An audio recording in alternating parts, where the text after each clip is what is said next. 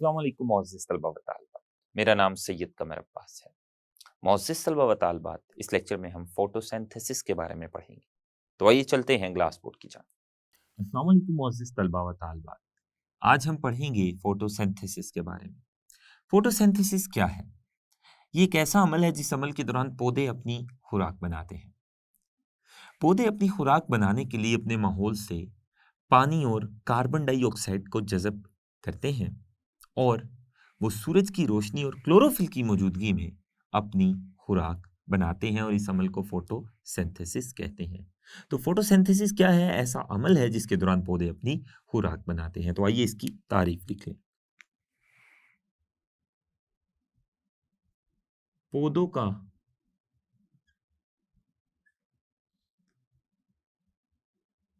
Carbon dioxide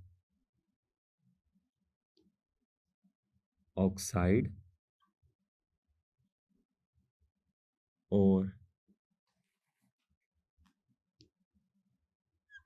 पानी से पौधों का कार्बन डाइऑक्साइड और पानी से सूरज की रोशनी और क्लोरोफिल की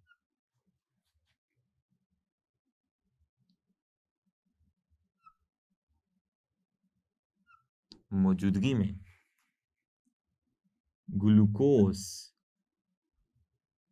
ग्लूकोज को ही खुराक कहते हैं। ग्लूकोज ही पौधे के जिस्म में बनने वाली खुराक होती है। ग्लूकोज तैयार करना फोटोसिंथेसिस कहलाता है। तो फोटोसिंथेसिस क्या है? एक ऐसा अमल है जिस अमल के दौरान पौधे के जिस्म में खुराक बनती है, ग्लूकोज बनता है और इसके लिए पौधा अपने माहौल से कार्बन डाइऑक्साइड और पानी लेता है और यह अमल सूरज की रोशनी और क्लोरोफिल की मौजूदगी में होता है। और क्लोरोफिल पौधे के जिस्म में पाया जाने वाला एक सब्ज रंग का पिगमेंट या केमिकल है। तो क्लोरोफिल और सूरज की रोशनी की मौजूदगी में पानी और कार्बन डाइऑक्साइड से ग्लूकोज या खुराक बनाने का अमल फोटोसिंथेसिस कहलाता है। ये अमल पौधों के साथ साथ कुछ बैक्टीरिया में भी होता है और एल्गी में भी होता है। आइए इस अमल की मसावात लिख लेते हैं। तो इस अमल की जो आसान मसावात है कुछ इस तरह से है। इस अमल के दौरान पौधे अपने माहौल यानी हवा से कार्बन डाइऑक्साइड गैस लेंगे, जबकि वो मट्टी से जड़ों के जरिए पानी जज़ब करेंगे।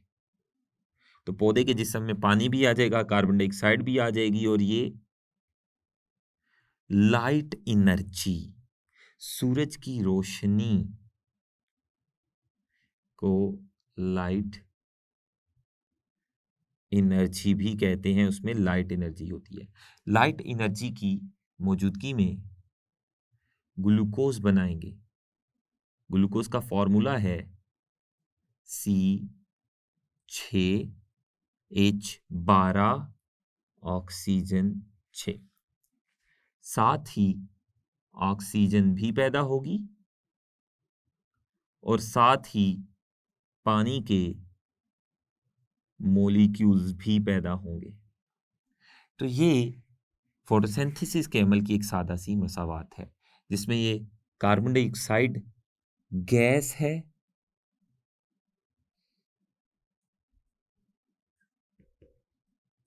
कार्बन डाइऑक्साइड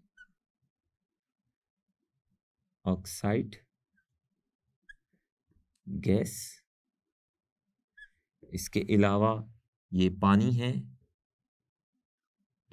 लाइट एनर्जी होगी सूरज की रोशनी, और साथ ये ग्लूकोज बनेगा जो कि खुराक है जो फोटोसिंथेसिस के अमल के दौरान बनती है, और साथ ये ऑक्सीजन गैस पैदा होगी। फोटोसिंथेसिस के दौरान ऑक्सीजन गैस भी पैदा होती है खुराक के साथ साथ, और पानी भी बनता है। ऑक्सीजन गैस जो फोटोसिंथेसिस के दौरान बनती है, पौधा उसको खारिज कर देता है और वो जो पौधे के जिस्म से ऑक्सीजन गैस खारिज होती है, वही ऑक्सीजन गैस हम सांस लेने के अमल के दौरान इस्तेमाल करते हैं और वो हमारे जिंदा रहने के लिए बहुत ज़रूरी है। तो ऑक्सीजन फोटोसिंथेसिस के दौरान बाई प्रोडक्ट के तौर पर बनती है। फोटोसिंथेसिस का जो मेन प्रोडक्ट है, अहम प्रोडक्ट है, वो है ग्लूकोज, खुराक। लेकिन साथ बाई प्रोडक्ट के तौर पर ऑक्सीजन गैस भी बन जाती है। तो ये फोटोसिंथेसिस की एक सादा सी मसावत मैंने आपके सामने लिखी। तो फोटोसिंथेसिस के दौरान पौधा किस तरह से खुराक या ग्लूकोज बनाता है वो आपने देखा। इसके लिए पौधे के जिस्म में क्लोरोफिल की मौजूदगी बहुत ज़रूरी है और सूरज की रोशनी का होना भी बहुत ज़रूरी है। तब पौधा कार्बन डाइऑक्साइड और पानी को हासिल करके ग्लूकोज या खुराक बनाता है। तो ये फोटोसिंथेसिस के बारे में हमने पढ़ा। फोटोसिंथेसिस एक बहुत ही अहम अमल है, एक बहुत ही अहम अमल है, बल्कि मैं यूं कहूँगा कि फोटोसिंथेसिस ये जिंदगी का सबसे अहम अमल है। तमाम जानदारों की जिंदगी का इन्हासार फोटोसिंथेसिस पर है। अगर फोटोसिंथेसिस नहीं होगी, पौधे या एल्गी या कुछ बैक्टीरिया जब ये फोटोसिंथेसिस नहीं करेंगे तो तमाम जिंदगी इस दुनिया में रुक जाएगी। वो इसलिए क्योंकि जो पौधे खुराक बनाते हैं फोटोसिंथेसिस के अमल के दौरान, उसी खुराक को जानवर खाते हैं और जब जानवर खुराक खाते हैं तो उनका गोश्त बनता है, उनका दूध बनता है और फिर उन्हीं जानवरों का गोश्त और दूध हम अपनी खुराक में इस्तेमाल करते हैं। लेकिन अगर पौधे खुराक बनाना ही छोड़ देंगे, फोटोसिंथेसिस करना ही छोड़ देंगे, तो उनके जिस्म में खुराक नहीं बनेगी और जब उनके जिस्म में खुराक नहीं बनेगी तो जानवरों को भी खुराक नहीं मिलेगी। जब जानवरों को ही खुराक नहीं मिलेगी तो वो मरना शुरू हो जाएंगे और जब जानवर भी मर जाएंगे और पौधे भी फोटोसिंथेसिस के ज़रिए अपनी खुराक नहीं बनाएंगे तो हमारे पास भी खाने के लिए कुछ नहीं होगा और फिर इसके नतीजा में हमारी भी मौत वाक़या हो जाएगी। तो तमाम ज़िंदगी का जो इन्हिसार है वो फोटोसिंथेसिस के अमल पर है। तमाम जिंदगी का इन्हिसार फोटोसिंथेसिस के अमल पर है। अगर फोटोसिंथेसिस का अमल रुक गया तो जिंदगी का खात्मा हो जाएगा।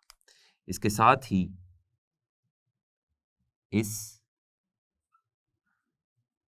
अमल के दौरान ऑक्सीजन गैस बाई प्रोडक्ट के तौर पर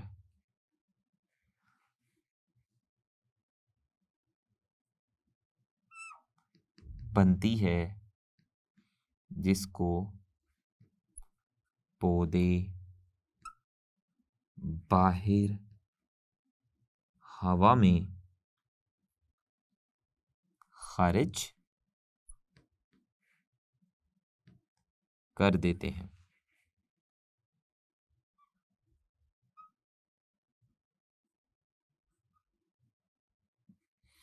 अब हम ये जानते हैं कि फोटोसिंथेसिस के लिए दरकार जो पानी और कार्बन डाइऑक्साइड गैस है, ये पौधे कैसे अपने जिस्म में लेकर आते हैं।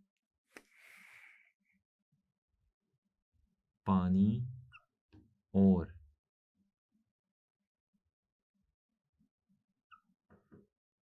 कार्बन डाई ऑक्साइड का पौधे के जिस्म में आना। पहले हम पानी के बारे में पढ़ेंगे। पानी को जिस्म में लाना। पौधे अपने जिस्म में पानी जड़ों के जरिए लाते हैं। पौधे की जो जड़ें मिट्टी के अंदर होती हैं वो मिट्टी से पानी जज़ब कर लेती हैं और पौधे की जो जड़ें होती हैं वो मिट्टी से पानी जज़ब अपनी सतह के ज़रिए करती हैं और रूट हेयर्स के ज़रिए करती हैं। आप जानते हैं कि रूट हेयर्स क्या हैं? ये अगर जड़ है तो इस जड़ से छोटे छोटे बालों की तरह के स्ट्रक्चर निकलते हैं, बालों की तरह की छोटी छोटी साख्तें निकलती हैं। तो ये जो जड़ से बालों की तरह की छोटी छोटी साख्तें निकल रही हैं, इन्हें रूट हेयर्स कहते हैं।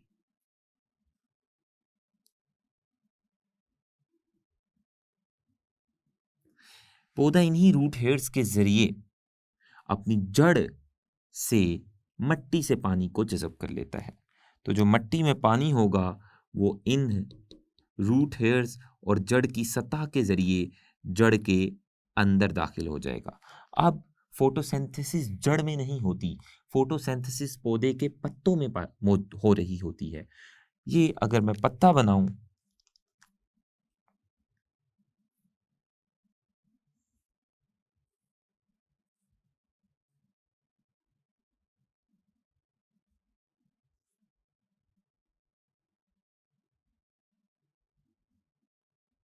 तो इस पत्ते में भी आप सुराख देख सकते हैं। जो पत्तों में पाए जाने वाले सुराख हैं, इन्हें स्टोमेटा कहते हैं।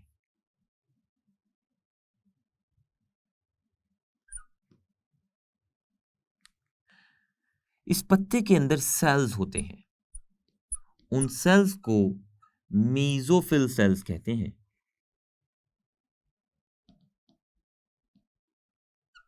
मीजोफिल सेल्स, इन्हीं मीजोफिल सेल्स के अंदर फोटोसिंथेसिस होती है। फोटोसिंथेसिस का अमल इन्हीं मीजोफिल सेल्स में होता है। तो इन मीजोफिल सेल्स को कार्बन डाइऑक्साइड गैस और पानी चाहिए।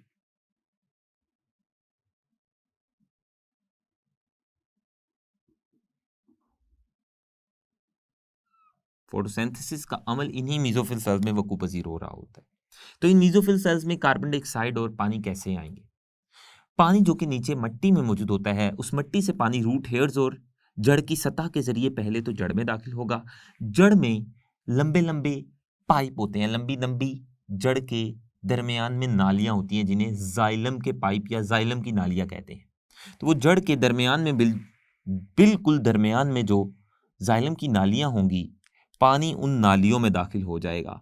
और वो जो जाइलम की नालियां होगी जड़ के दरमियान में, वो तने के दरमियान में भी होगी। तो उन नालियों के जरिए, जाइलम की नालियों के जरिए पानी जड़ से तने में जाएगा, और तने से ये नाली पत्ते में भी जा रही होती है। पत्ते की जो मिडरिब होती है,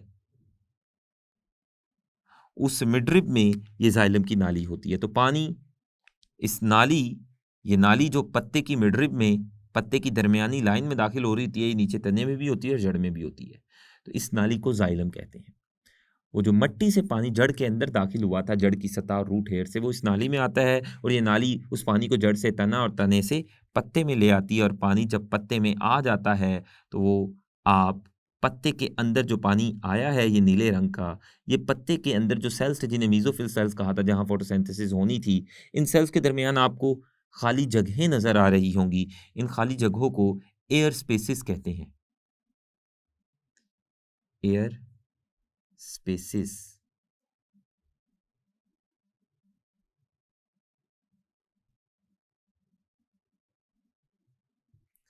एयर स्पेसिस, पानी एयर स्पेसिस से आएगा और फिर वो इन मीजोफिल सेल्स में दाखिल हो जाएगा, जहां फोटोसिंथेसिस के लिए उसकी जरूरत है। अब जो कार्बन डाइऑक्साइड है, वो कैसे आएगी? कार्बन डाइऑक्साइड पत्ते में मौजूद इन सुराखों के जरिए पत्ते में दाखिल होगी, पत्ते से वो एयर स्पेसिस में आएगी, और एयर स्पेसिस से वो मीजोफिल सेल में चली जाएगी carbon dioxide gas. Carbon dioxide gas बाहर जो हवा में होती है, हवा पत्ते में मौजूद, पत्ते की सतह में मौजूद इन सुराखों के जरिए पत्ते के अंदर एयर स्पेसिस में जाएगी। एयर स्पेसिस में वो जो कार्बन डाइऑक्साइड है, वहां से मीजोफिल सेल्स के अंदर डिफ्यूज हो जाएगी, वहां चली जाएगी। ज्यादा इर्तिकाज वाले हिस्से से कम इर्तिकाज वाले हिस्से की तरफ जाना डिफ्यूजन कहलाता है। ये हम बाब नंबर 4 में पढ़ चुके हैं। और मीजोफिल सेल्स के इर्द गिर्द पानी की एक तह होती है। तो वो पहले जो कार्बन डाइऑक्साइड मीजोफिल सेल में जाती है, वो पानी की तह में जज़ब होकर सेल के अंदर जाती है। तो हमने जाना कि किस तरह से जो कार्बन डाइऑक्साइड और पानी है, वो पौधे के जिस्म में दाखिल हो रहा है और उस जगह पर जा रहा है जहां पर फोटोसिंथेसिस होनी है। फोटोसिंथेसिस मीजोफिल सेल्स में होनी है। और वो हमने जाना कि किस तरह से मीजोफिल सेल्स में कार्बन डाइऑक्साइड और पानी जा रहा है। कार्बन डाइऑक्साइड हवा से पत्ते की सतह में मौजूद सुराखों यानी स्टोमेटा के जरिए पत्ते के अंदर दाखिल होती है, वहां से वो मीजोफिल सेल्स में चली जाती है, वो हमने अभी तफसील से पढ़ा। और पानी जड़ों के जरिए, जड़ों में मौजूद नालियों में पहले आएगा और फिर नालियों से वो तनों और तनों से पत्तों में दाखिल हो जाएगा और पत्तों से वो पत्तों के मीजोफिल सेल्स में फोटोसिंथेसिस के अमल के लिए चला जाएगा। अब ये जो पानी है जो मट्टी से जड़ में दाखिल होता है, ये ओस्मोसिस के जरिए मट्टी से जड़ में दाखिल होता है। और आपको याद होगा ओस्मोसिस के बारे में हमने पढ़ा था। ओस्मोसिस का मतलब क्या है? पानी का एक मेम्ब्रेन से गुजरकर डाइल्यूट सॉल्यूशन से कंसंट्रेटेड सॉल्यूशन की तरफ चले जाना।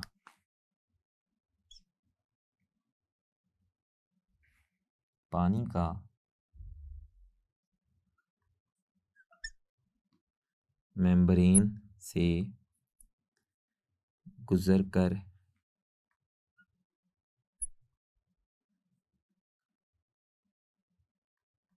डाइल्यूट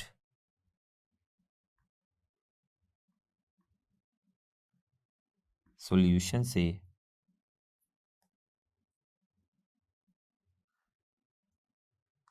कंसंट्रेटेड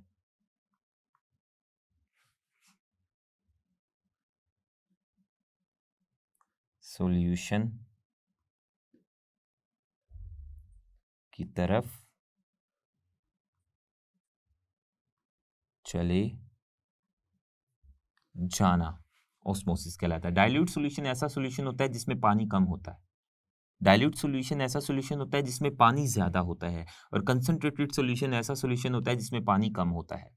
तो पानी का मेम्ब्रेन से गुजरकर डाइल्यूट सॉल्यूशन से कंसंट्रेटेड सॉल्यूशन की तरफ जाना ऑस्मोसिस कहलाता है।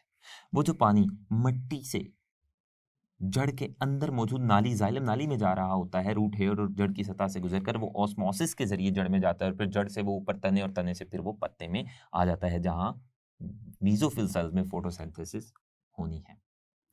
जो आप पत्ते की सतह पर छोटे छोटे सुराख, जिनको हम स्टोमेटा कहते हैं, वो देख रहे हैं, वो पत्ते की सतह के टोटल 1 से 2% इलाके पर होते हैं। लेकिन इसके बावजूद वो अपने अंदर से बहुत ज्यादा हवा को गुजरने की इजाजत देते हैं। तो ये हमने फोटोसिंथेसिस के अमल की तारीफ पढ़ी और उसकी एक मसावात के ज़रिए से वजाहत भी की। इसके अलावा हमने ये भी जाना कि जो पौधे किस तरह से पानी और कार्बन डाइऑक्साइड को अपने जिस्म में लाकर फोटोसिंथेसिस करते हैं। इस लेक्चर में हमने पढ़ा कि फोटोसिंथेसिस से क्या मुराद है। इसके साथ ही हमने पढ़ा कि फोटोसिंथेसिस के लिए पौधों को कार्बन डाइऑक्साइड और पानी चाहिए होते हैं, और ये कार्बन डाइऑक्साइड और पानी पौधे कैसे अपने जिस्म में लाते हैं, ये भी हमने तफसील से जाना। अल्लाह हाफ़िज़।